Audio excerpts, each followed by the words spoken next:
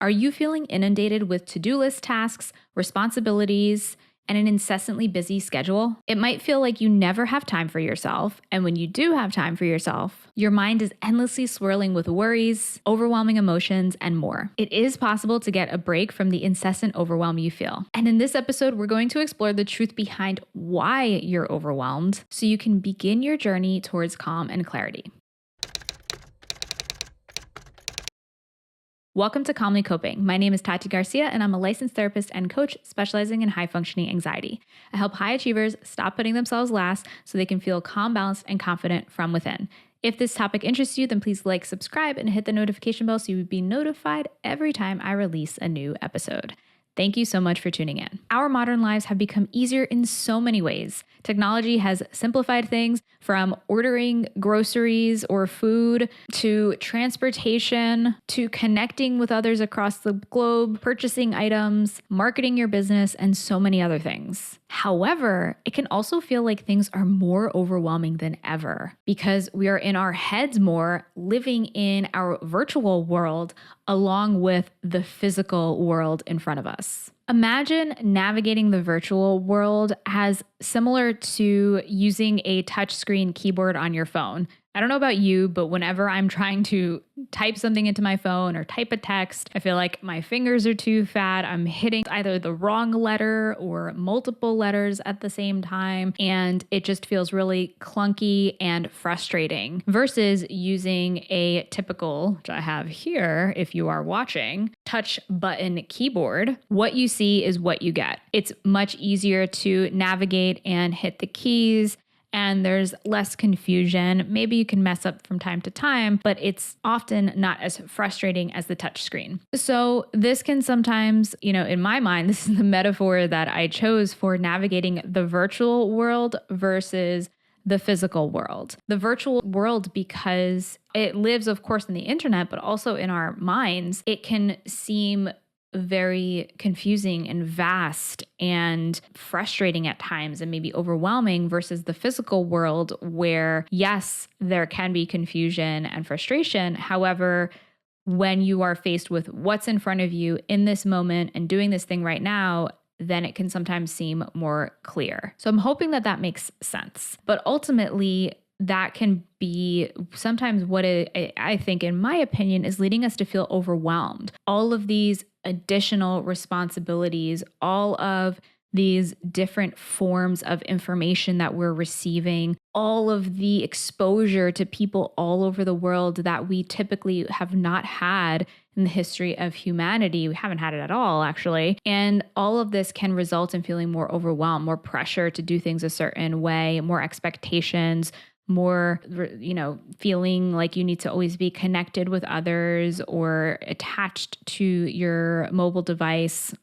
I'm calling it mobile device. It makes me sound like I'm ancient, but you get the idea, hopefully, of what I'm saying. So how can we, amidst all of this, become grounded when you're feeling overwhelmed? Because being grounded, if you think about overwhelmed, it's like, I imagine that as being in your head, being in a million different places, having a lot of emotions going on, a lot of responsibilities, versus being grounded is when you can be literally connected to the ground and have a solid foundation to allow you to move forward from, to allow you to be more resilient in the face of stress that comes your way. And that looks like connecting to the root of what is overwhelming you. What is here? What is going on? So making that swirling overwhelm of thoughts and emotions visible and bringing attention and awareness to it. Because here's what the cycle of overwhelm can look like. It can look like having more responsibilities, having a busy schedule, high expectations, pressure put on yourself by yourself and others. And this can lead to strong emotions, a fear of failure, a lack of space to process what's coming towards you, feeling information overload, emotional unrest, and this can can all lead to feeling frustrated, angry, irritable. Maybe you're avoiding or procrastinating things, or you're experiencing paralysis by analysis or feeling stuck. And these outcomes are coming from the place of fight, flight, or freeze response that occurs when we're under stress, when we're in a place of anxiety or strong emotions. Fight is that frustration, anger, irritability, maybe getting defensive. Flight is the avoidance, the procrastination, putting things off, avoiding them. Freeze is the paralysis by analysis, getting stuck,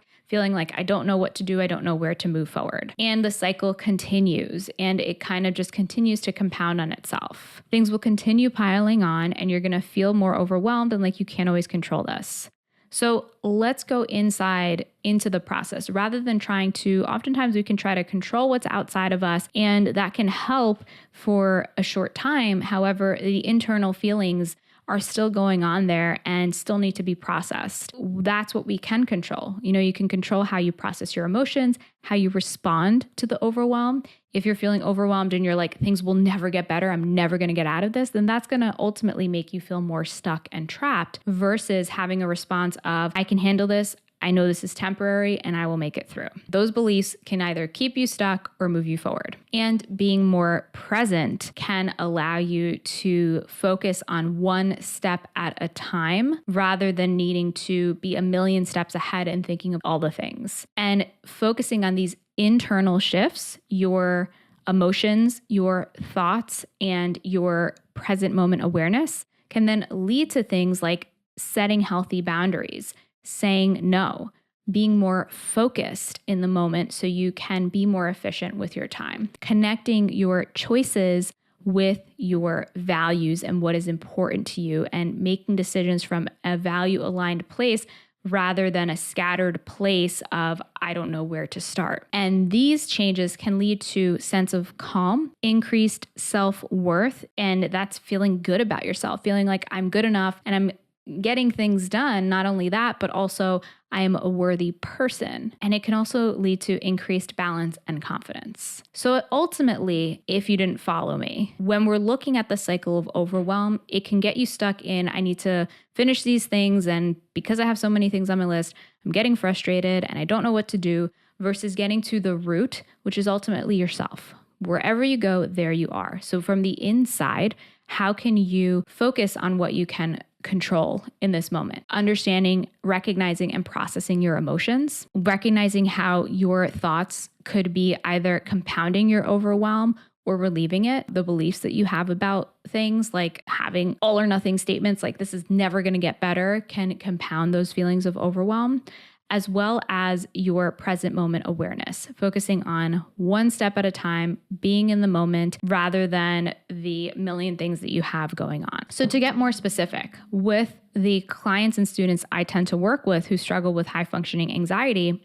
what is often keeping them stuck in this cycle of overwhelm could be their high expectations and beliefs, the fear of failure, the fear of dropping the ball, your avoidance through procrastination or perfectionism. So these are some of the roots of what's keeping you in this cycle of overwhelm. And when you can address these things, then you can clear away the clutter and begin to see things more clearly. You can learn how to reduce the overwhelm through not only practical steps, like I talked about, things like setting boundaries and saying no, those are the practical steps, but also by the way that you approach what you are doing. So with increased presence and awareness, because ultimately your frame of mind is what can lead to overwhelm or not. And it's not to say that you can just magically change this and overwhelm is your fault and it's all on you. Absolutely not. But it is to say that these are patterns that have occurred many times, over a long period of time. And it's something you may not even recognize that you could be contributing to or worsening in these small ways. And when we get to the root of it, then we can actually have that foundation, have that groundedness to prevent ourselves from getting into that place again. And if we do get into that place, we can know how to address it, how to handle it, so we can be more resilient in the face of overwhelm. So what can you do practically? So you can identify the what. These are some simple steps for you to address right now if you're looking for something actionable. So what is making you feel overwhelmed right now? I will often do this. If I'm in a place of feeling overwhelmed, I'll grab my journal and I'll do a brain dump, make a long list of, okay, what do I have going on right now? What's on my mind? What's causing me to feel this way? What are the things I need to get done? And that can really help to bring you some clarity and addressing, all right, this is what's going on for me and this is why I'm feeling so overwhelmed. When you see it all on a list, it can make it clear, like, no wonder why I'm feeling this way. Then the next step is to identify the why. This includes the emotions. So what emotions are you feeling outside of just overwhelm? And many times it can be multiple emotions at the same time, conflicting emotions. This can help you to just acknowledge, to begin the process of processing and working through these emotions and just recognizing them. Sometimes just naming and acknowledging them can be a huge step towards that. Identifying, are there any thoughts or beliefs underneath them? Any worries that you have? Any guilt? So dig into these things and kind of ask yourself, okay, I'm feeling overwhelmed about this presentation coming up. What are some thoughts I have associated to that?